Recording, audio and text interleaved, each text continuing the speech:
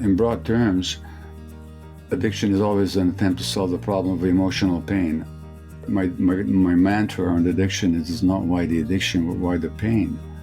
So addiction all of a sudden goes from this disease model to a response to human experience model. Welcome to the Mindspace podcast. I'm Joe Flanders. Thanks for tuning in. My guest today is Gabor Maté. After 20 years working as a family physician and in palliative care, he worked for over a decade in Vancouver's downtown East Side with patients challenged by drug addiction and mental illness. He's a best-selling author of 4 books published in 27 languages and an internationally renowned speaker, highly sought after for his expertise on addiction, trauma, childhood development, psychedelics, and the relationship between stress and illness. We seem to be living in a kind of age of trauma. It's really been mind-blowing to me. As a psychologist and the director of a psychology clinic, I've seen just an enormous destigmatization around trauma. People wanting to come in and talk about it, people willing to go deep with their traumas, an enormous demand for therapists that have the expertise to work with trauma. Not to mention how traumatizing the COVID-19 pandemic has been for many of us. And of course, this renewed energy for social justice movements that are trying to address the traumas experienced by marginalized groups in our communities. So it's truly awesome to get a chance to talk to Gabor about all of this.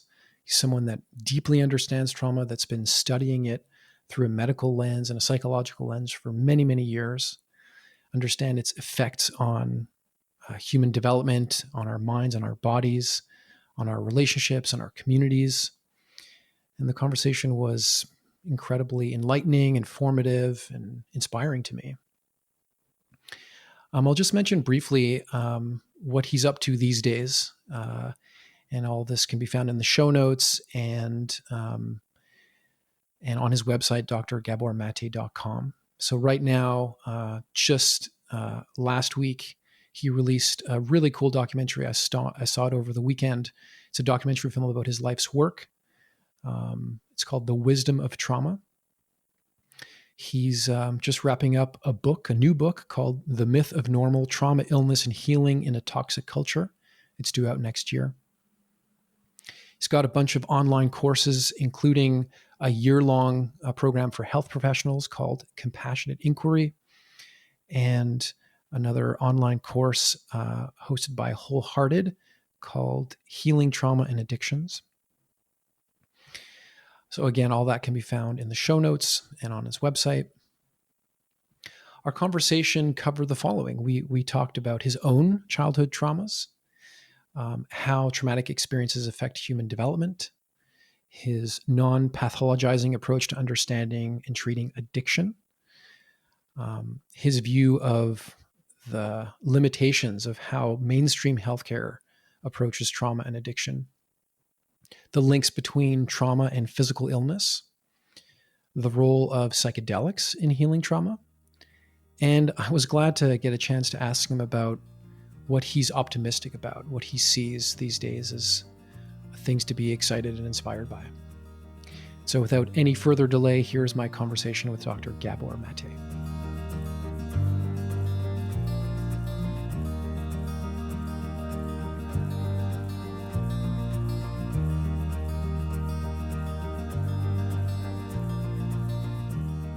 Dr. Gabor Maté, welcome to the Mindspace podcast. My pleasure. Thank you. Thank you. Thanks for making the time to do this. Really appreciate it. I'll start by just asking you, how do you describe your professional identity and your activities? I'm a retired physician, 32 years in family practice, palliative care, and addiction medicine. I've written 4 books, traveled internationally. Books have been published in close to 30 languages now. These days, I'm a teacher, a speaker, and a writer. I'm writing a couple of new books. So, but all on the subjects that enthused me or excited me as a physician: trauma, addiction, child development, human potential, stress, health, and the relationship of the individual to the communal, familial, and social environment. So really what I'm looking for is the unity of things and how the unity of everything shows up in health and illness. Mm-hmm. I've listened to you talk on a number of podcasts and stuff, and I think what struck me probably the first time I heard you was just how open and honest you are about your own personal history with trauma. And I'm a little self conscious that you've said it. You've sort of told your story many times, but if you don't mind, could you tell us about your background from what happened to you when you were a child? Yeah, well, I do get a bit, what can I say, jaded repeating it. Yeah, yeah. And also I have to say that my particular history is a bit misleading only because it's so dramatic that Hmm. people, when they think of trauma, they think such things have to happen for us to call something trauma. Whereas Right, I think right.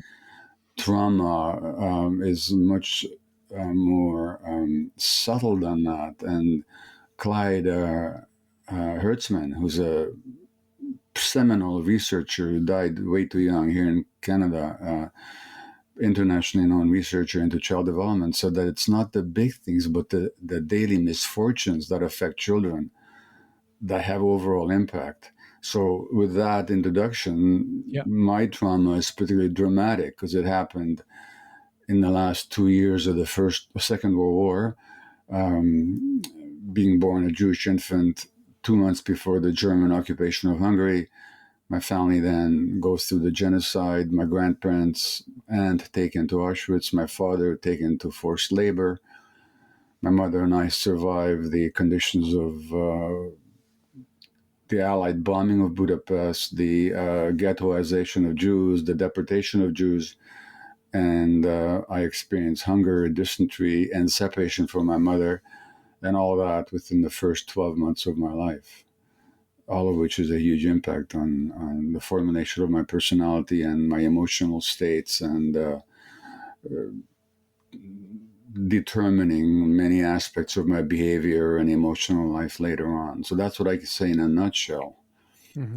But again, I have to emphasize that you don't need that drama or that degree of historical Yeah, tragedy really for people to be hurt. I definitely want to get into that. I have a question about that in a bit. You started to talk about how those experiences shaped your development, and my understanding is that those experiences and your research has taught you a lot about how trauma affects children, their development. Um, I wonder if you can just speak to that.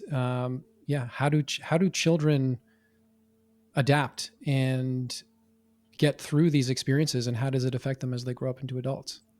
Well, let's just begin by saying that life affects human development. Yep. So whatever happens in life will have an effect on human development, and whether those things are good, whether those things are harmful, all that will have an effect because we're creatures of the environment, and we're born with certain biological needs and psychological needs. In fact, you can't separate the two because the emotional needs not being met has direct and definable and defined physiological effect on the brain and on the body.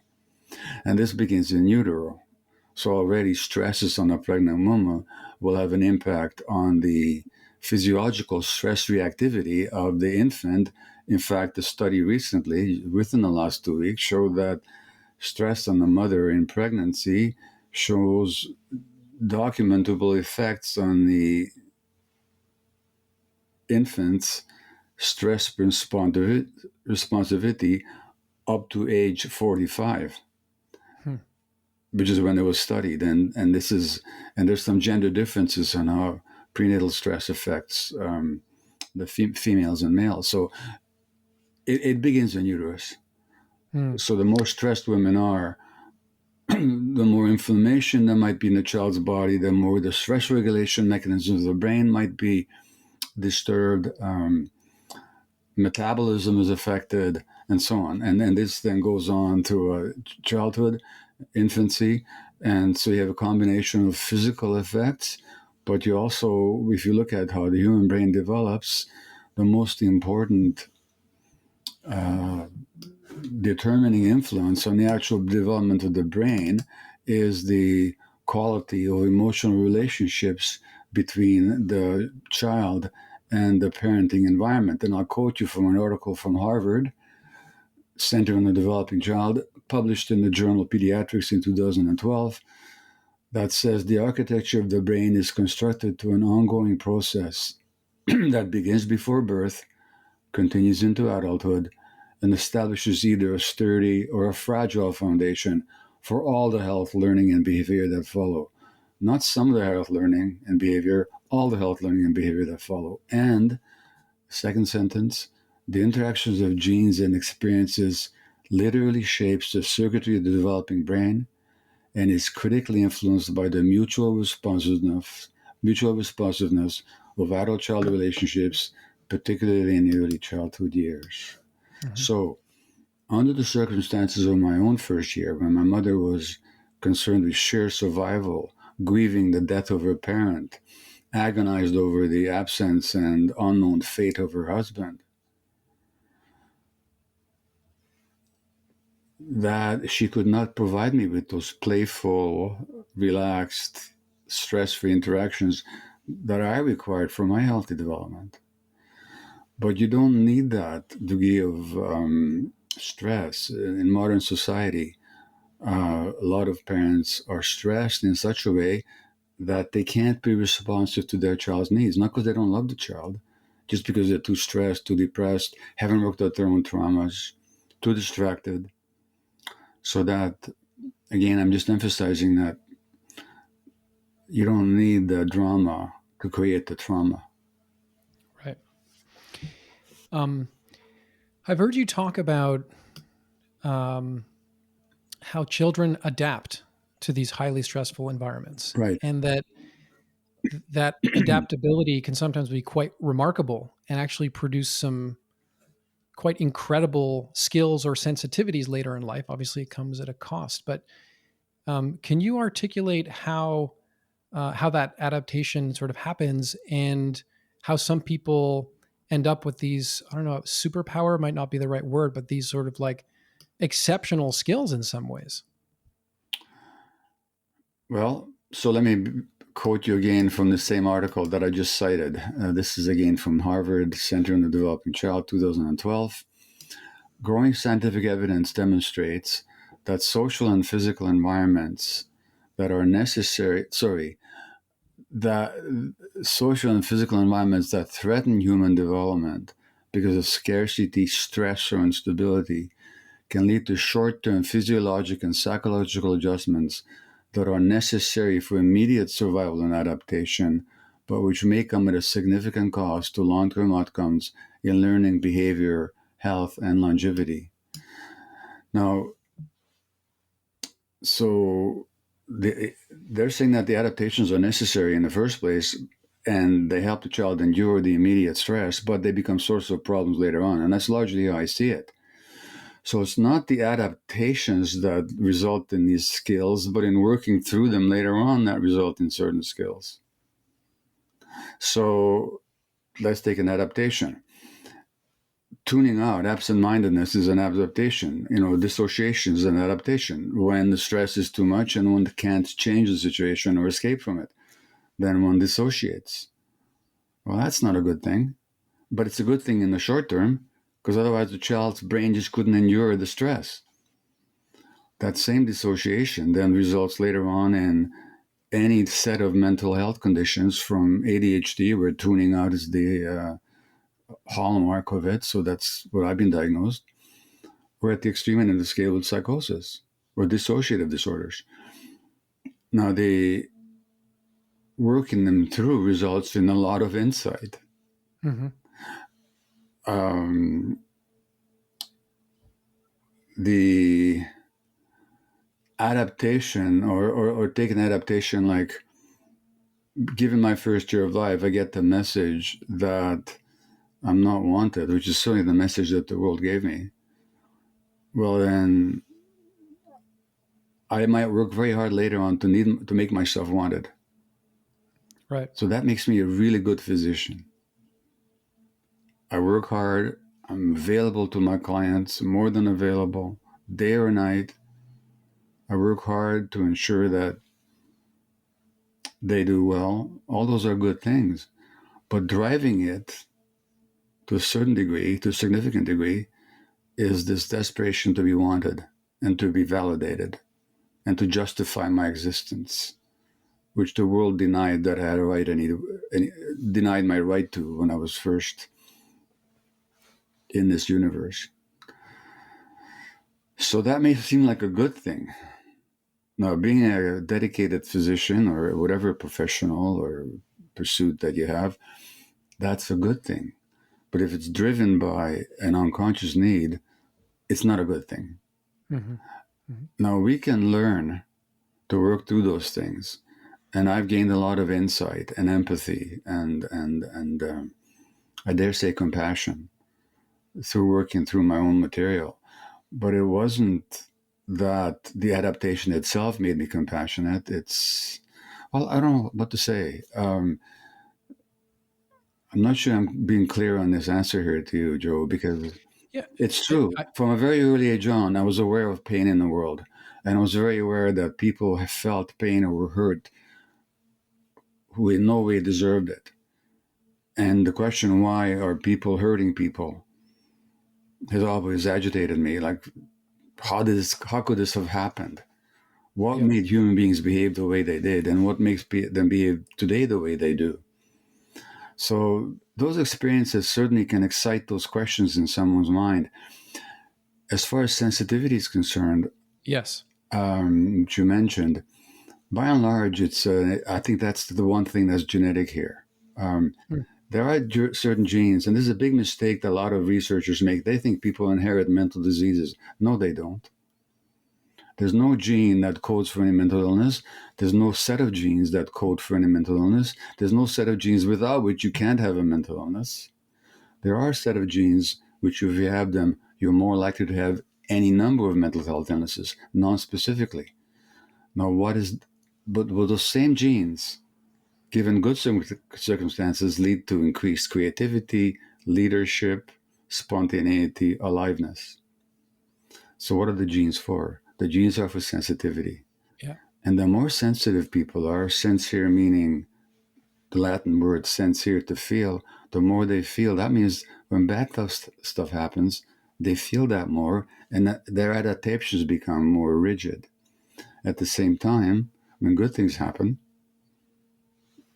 it has a more positive effect on the sensitive person. So sensitivity itself is a neutral quality.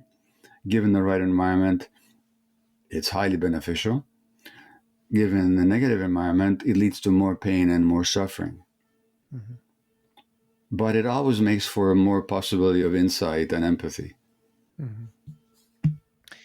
So you've got this film coming out, I believe, at the time we're recording this next week, and I'll definitely put all the information about this film in the show notes and give you a chance to speak to it. But the title of it, "The Wisdom of Trauma," Yeah. sort of speaks to what you just said. This thing about like working through, getting insight. Can you just explain the title? So, what is the idea behind the wisdom here? Yeah. So the wisdom is on two levels. One is the adaptation itself is a certain wisdom in it. See, trauma is not what happens to you. Like we often think of trauma as a tsunami or as genocide or as child abuse. Those are traumatic, but they're not the trauma. The word trauma comes from a Greek word for wound. So trauma is the wound which you sustain. It's not what happened to you, it's what happened inside you. There's a wisdom in it. For example, let's say you have a 2-year-old child and they throw a temper tantrum. And you follow Jordan Peterson's advice, which is to that a 2-year-old that an angry child should be made to sit by themselves. So you give the message that your anger is not acceptable. Now, what will a 2-year-old do if they continually get the message that their anger is not acceptable? What will they do with their anger? They'll stuff it down as far as it can go. Exactly, they will depress it. Well, that's a wise adaptation, because to express the anger is to threaten their relationship with the people that they rely on. So there's a wisdom in that adaptation. Mm-hmm. So that's the first wisdom. Or my tuning out, believe me, there was a lot of wisdom in my tuning out in my first year of life. I could not have endured life if I hadn't tuned out a lot, I'm sure. So there's a wisdom in that. There's a wisdom in all these manifestations. So that's the first wisdom of trauma. The second wisdom of trauma is the one we've touched upon, which is that when you work it through, you learn so much. Mm-hmm. Now, I don't recommend it as a way of learning. It just so happens. Yeah. I'm just writing it in this book I'm writing. I'm just talking about disease as a teacher. A lot of people, even with terminal disease, have told me that they wouldn't switch their disease for non-disease because of what they've learned. And I don't recommend that way of learning. I'm just telling you what people have told me. Mm-hmm. So there's a lot of wisdom in learning from our traumas. There's a lot Yeah. of wisdom in multiple ways. The wisdom in the adaptations is something that I've come to appreciate in some of the more recent trainings I'm getting as a psychotherapist. Mm-hmm. And it's this sort of understanding of like sort of depathologizing Right, what clients or patients go through. right. And um, I've heard you talk actually in speaking about addiction, Yeah, um, that we should consider the intelligence or the wisdom in the addiction, right? That there's something right about the addiction, even though we tend to focus on everything that's wrong with it. Can you talk about the link to addiction here and why this depathologizing framing is valuable and important? well, it's a question of whether we want to hold on to a certain model or whether we want to really understand what's going on. The medical model has addiction as a disease largely inherited, which is genetic nonsense. As I said earlier, there's no genes that code for addiction, nor are there genes that if you don't have them, you can't get addicted. So while there might be certain sensitivities which had to do with certain genetic predispositions to do with sensitivities, as I mentioned before, a predisposition is not the same as a predetermination. Mm-hmm. So to really understand what's going on in addiction, let's look at what an addiction is. So I define addiction as well, obviously it's a complex psychophysiological process, but it's manifested in any behavior that a person finds temporary pleasure or relief in and therefore craves, but suffers negative consequences as a result of, and has trouble giving up despite the negative consequences. So, short term relief, pleasure, craving, long term harm, inability to give it up. So, that by definition, then we clearly get that addictions could be to substances, and they often are, from alcohol to cigarettes to the illicit substances like opiates and stimulants and so on. But they could also be to shopping, to eating, to work, to gambling, to sex, to pornography, to internet gaming, to the internet itself, to extreme sports, and so on, to any number of activities. And the issue is not the activity so much as the internal relationship to it. If it's characterized by craving, pleasure, short term relief of some kind, negative consequences, and difficulty giving it up, you got an addiction. I don't care what the activity is. So, no, depending on how whether we're going to play this game or not, I could ask you, according to that definition, and without asking you to be specific in any way, have you, yes or no, had any kind of an addictive pattern in your life? Of course, of course. Okay. If the answer is yes, then without asking you when it was and what to, let me just ask you this: what did it do for you in the short term that you liked about it? It's funny that you're using the past tense. You're assuming I'm well adjusted and addiction free, which is not necessarily the case. I'm very kind of sensitive to these things. Like I watch my behavior very closely for whatever reason, and I Okay. just see tons of things that I wish I wasn't doing. And I probably the easiest one is just like Twitter and how much I reach for my Okay. phone. And to Okay. answer your question, it's because it provides a temporary vacation From, from the noise in my head. okay. Okay. So you're looking for some rest, some mental rest. Yep, exactly. Okay. So is that in itself a good thing or a bad thing? It's a good thing. The, Okay. the And rest, the need for the rest is a very real and valid thing as far as I could tell. absolutely. In other words, the addiction is not your primary problem. It's not a disease. It's an attempt to solve a problem. Right. And in broad terms, addiction is always an attempt to solve the problem of emotional pain, however that emotional pain shows up. For example, mental noise. So my mantra on addiction is not why the addiction, but why the pain. Mm-hmm. Now, if I want to look at why the pain, I'd have to really look at your life and my life and everybody's life. Something happened to create that mental noise. And we live in a culture, of course, that delivers and instigates a lot of mental noise. But again, it still has to do with child development. And that mental noise is not an automatic tribute or sorry, attribute of a human being. So rather than seeing the addiction as the primary problem, we could look at the issue of mental noise as a primary problem, and look at how it arose and what maybe can be done to quiet it in ways that don't have negative consequences.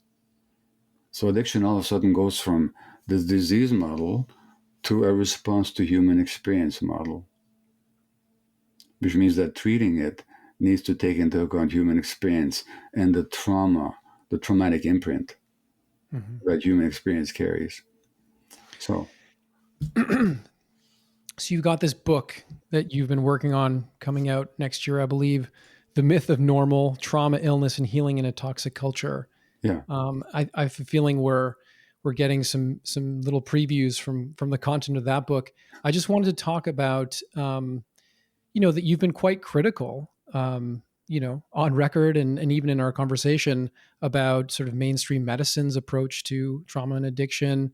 And then, the title of the book just going so far as to just, name the craziness of our own, like the way we live, at least here in the West or whatever. Yeah. Um, Maybe you can just speak to what your main concerns are about the way, in a mainstream way, we think about and talk about trauma and addiction, and what you're advocating for and where we should be going with all of this. So first of all, trauma goes way beyond addiction. Mm-hmm. What I'm actually saying, based on voluminous scientific evidence, let alone human insight, is that most chronic illness, whether physical, so-called, or mental, so-called, is rooted in trauma. In fact, everything we call, the British psychologist Richard Bentall writes that the evidence relating psychosis, for example, to childhood adversity is stronger, or is about as strong at least, as the evidence linking cigarettes and lung cancer or lung disease. So it's not like we lack the evidence. So my knock on, now that's only when it comes to, say, mental illness, but all mental illnesses are response, in my view, and adaptive responses in some sense to, at least they begin that way, to childhood adversity and trauma, as are most chronic illnesses, as I show in my book, When the Body Says No. So Canadian study, men who are sexually abused, they have something like, and I'm trying to remember the study, do they have 50% more chance or double the risk of cancer as adults? Something like that. But certainly elevated risk of cancer. This is regardless of lifestyle factors, by the way, Mm-hmm. smoking or drinking. A study out of Harvard 2 years ago, women with post-traumatic stress disorder, severe post-traumatic stress disorder, double the risk of ovarian cancer. Now, if that was the only study ever done, and it isn't, and it's only been shown in animal models that stress and trauma increase the risk of ovarian cancer. But if that was the only study ever done, that should send every physician running to figure out what's the connection between emotions and malignancy. And this information has been coming in for decades and decades and decades. So whether you're talking about autoimmune disease or you're talking about malignancy, that has a huge traumatic imprint every time. Now, Western medicine separates the mind from the body.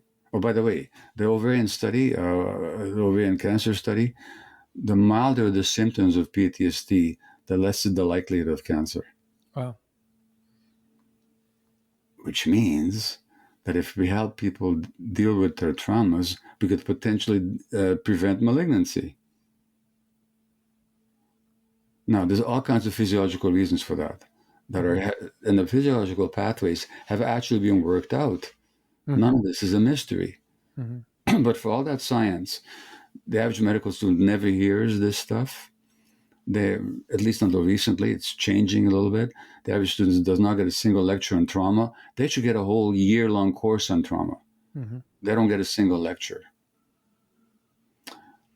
except physical trauma, like broken bones and so on. So the Western medicine separates the mind from the body, the emotions from the physiology, which scientifically is, what's the word, non-tenable. In real life, it doesn't exist. I mean, let me induce any emotion in you and see if it doesn't have a physiological correlate in your body right away. Mm-hmm. Whether you're happy, relaxed, or terrified or angry, they all have physiological imprints. They all involve your nervous system, your cardiovascular system, your gut, your immune system, your hormonal apparatus. It's all one system. Western medicine does not take that unity into account, either in its understanding of the etiology of illness, the causation of illness, and certainly not when it comes to the treatment of it. Number one, Western medicine separates for the individual from the environment. So, for example, addiction is seen as an individual problem. It's not. It's a multi-generational family problem. It's also a social problem. If you look at today with the hollowing out of the industrial economy in the United States, under neoliberalism, the fraying of the social net, the social safety net, you get massive dislocation, massive despair, and you get massive increases in addiction. You can't separate the individual from the environment. That ovarian cancer PTSD study, nobody develops PTSD on their own. That happens in an environment. Mm-hmm. So that the cancer showing up in the individual female body is a manifestation of a social process. Mm-hmm. And so that's not understood. What's also not understood by Western medicine is the body's and the psyche's own healing capacity. So we're all about cure, mm-hmm. if it's possible, or symptom suppression. For example, in chronic mental health conditions and chronic autoimmune conditions, all we do is we suppress symptoms. But that the psyche or the soma, the soul or the body, has an innate healing capacity that can be encouraged and invited and supported, that's not considered in Western medical training or the Western medical ideology.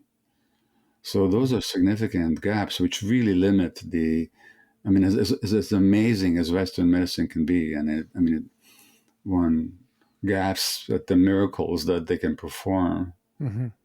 But at the same time, it's so much more limited than it could be. Mm-hmm. And the miracles are largely in the realm of acute conditions. We're really quite illiterate when it comes to the long-term chronic conditions of mind and the body. Right. Let's talk for a second about a new development in Western medicine that is getting a lot of attention and has a lot of potential, particularly in the area of trauma and addiction. Something that you've been involved with over the last few years, and that's the psychedelic renaissance. Sure. I understand that you are involved in holding space and doing integration work around ayahuasca ceremonies. Where do you think psychedelics fit into this whole story? And what are your thoughts on how to most skillfully reintegrate these compounds back into our society, given their checkered history? So, yes, I've been involved with ayahuasca work for about 12 years now, even to the point where at some point I got a warning from Health Canada to cease and desist. Mm-hmm. Thank you, Health Canada. Uh, which is interesting because by the time they sent me that notice, they had already acknowledged that ayahuasca was neither addictive nor harmful. Mm-hmm. And in fact, they had allowed it for religious purposes, Mm-hmm. just not for healing purposes. Mm-hmm. Mm-hmm. So we could talk about the illogicality of that. I wouldn't say that the way you framed the question, Joe, is that this has happened in Western medicine. It hasn't happened in Western medicine. It happened largely outside Western medicine. Mm-hmm. So the recrudescence of the psychedelic research and interest has not been mainstream by any means. But certainly, uh, precisely because of the failures of Western medicine that I've been mentioning, and especially in the mental health field, there's been real interest in, well, what else is out there?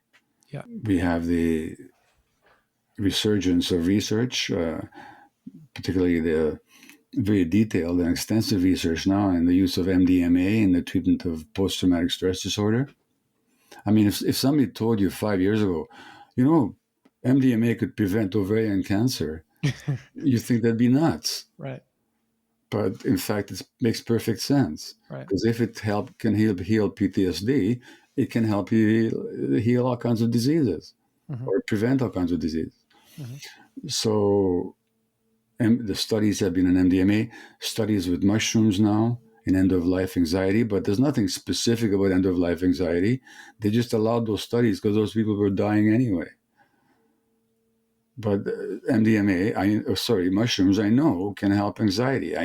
They can potentially help stimulant addictions. They've been studied for that now. I've seen ayahuasca, people go through ayahuasca ceremonies and heal from addictions, from depressions, from anxiety, from compulsions, even from severe autoimmune disease. Um, and none of that is miraculous if you actually get that you can't separate the mind from the body, the psyche from the soma, the unconscious, emotional dynamics from our physiology. When you get the unity of it all, then you can understand that anything that can powerfully work with the mind can have powerful impacts on people's mental states and people's physiological states. So that's what's happening now. Now it's being documented more and more. And again, because of the desperation with the failures of the mainstream model. Having said that, I'm not a psychedelic evangelist. I don't think they are the answer for a whole lot of reasons.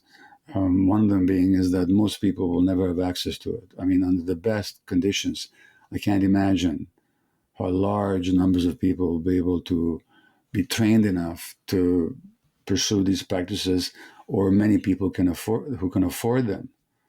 And at the same time, I also think that the sources of these problems are social and economic and political. Mm-hmm. So that any treatment process only deals with the outcomes, not with sources, Mm-hmm. in a certain sense. Having said that, given the limitations that we've been talking about, psychedelics are a potentially beautiful modality. Sigmund Freud said that dreams are the royal road to the unconscious, which is true because the dreams really reveal the unconscious if one knows how to interpret them and integrate one's interpretations. The problem is dreams are really hard to interpret. Freud himself, I think, was terrible at interpreting dreams. I mean, some of his interpretations are hair-raisingly arbitrary, I think. Mm-hmm. But he was certainly looking in the right direction of the how do we get at the unconscious? Well, the psychedelics are very immediate ways of consciously getting at the unconscious. Mm-hmm. Because in the psychedelic experience, people are both conscious and they're having their unconscious run riot and reveal all its contents. What an amazing modality Mm-hmm. Mm-hmm. in the right hands. You know, I've been meaning to ask you this for a long time. Just comes up whenever I hear you speak or I read your stuff, and it came up actually right away in our conversation. Just your comment that you don't need drama to Have trauma. experience trauma, to have Yeah. trauma.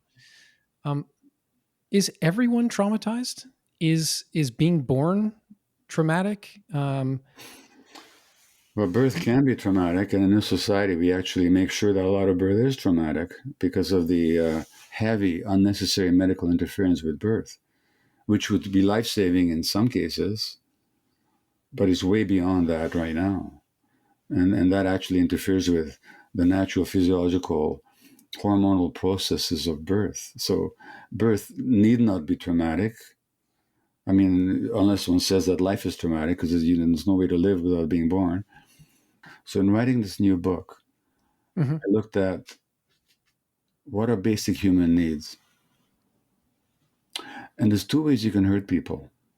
Now, I can hurt you by never touching you, by never hitting you, uh, by never assaulting you in any way at all. I could hurt you by depriving you from your needs, not giving you enough oxygen to breathe, not giving you enough food or water. I could hurt you like that. I could wound you like that. I could make you sick like that. Now, we're born with certain needs. And given that our biggest need is that mutual responsive relationship with a nurturing environment, deprived of that, who doesn't get wounded?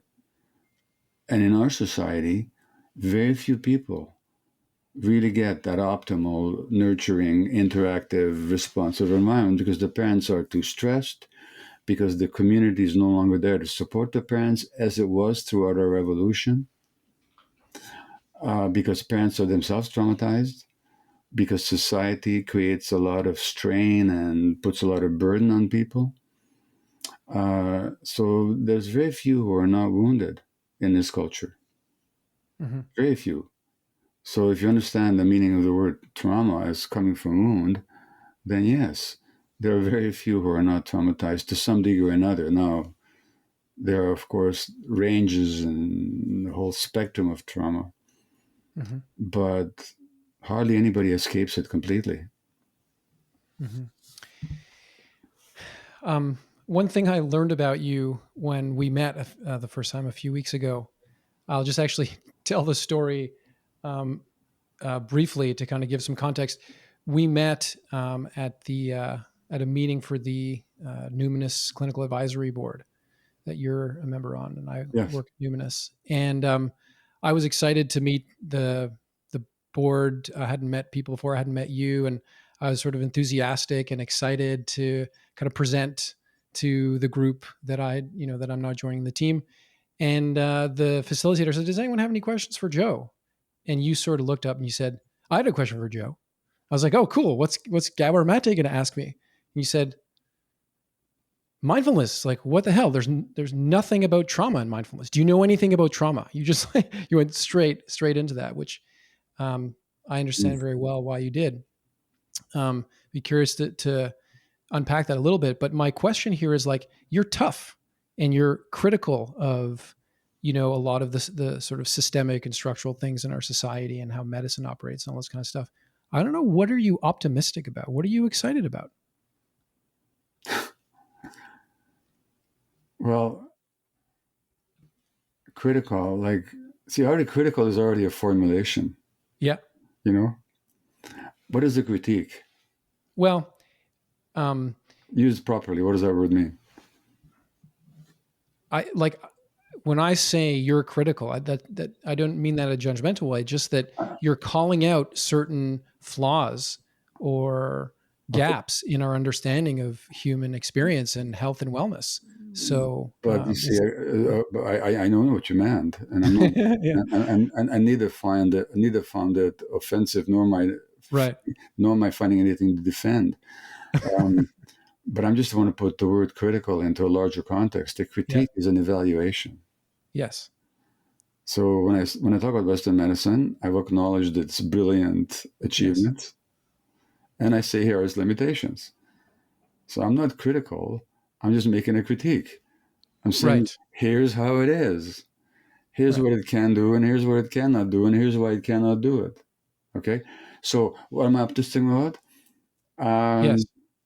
Life. The possibility of people seeing the truth. I mean, I would not be doing all the speaking and writing and advocating if I didn't think that there was a huge need for people to know the truth, but also a huge capacity, in Mm-hmm. fact, the driving people to know the truth. Not that I have some kind of a special line on the truth, but I do seek and speak the truth to the degree that I'm capable of.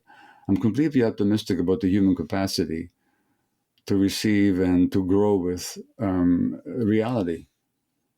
Mm-hmm. And this despite all kinds of social forces against it. In a society that largely denies human reality, and not only denies it assaults it. But so that my optimism has to do with what I believe about human beings. You know, Mm-hmm.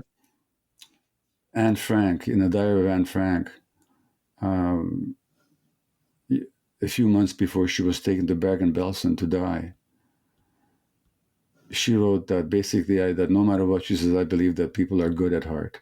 Hmm. And she was one of these really sensitive souls. Mm-hmm. So in the middle of the greatest crime, arguably, that human beings have ever committed against one another, she said, I believe that people are basically good at heart. Mm-hmm. And you And believe that? I believe, oh yeah, I totally believe that. I believe that when the goodness doesn't show up, it's because it's been squelched. Mm-hmm. Whether you're talking about a Donald Trump or a Hitler or a Stalin, or to a lesser degree, any number of political leaders from George Bush to Stephen Harper to Justin Trudeau, I don't care. You're dealing with degrees of suppression of pain, which results in lack of empathy, in the extreme cases, tremendous cruelty. Hence, you have monstrous creatures like Stalin or Goering or Hitler. You know, I just in the chapter I just finished writing, I report a conversation I had with the grandniece of Hermann Goering, Bettina, Mm-hmm. who herself is a healer, Mm-hmm. and she's one of these empaths. Mm-hmm. Now, Goering was an opiate addict, you know. Mm-hmm.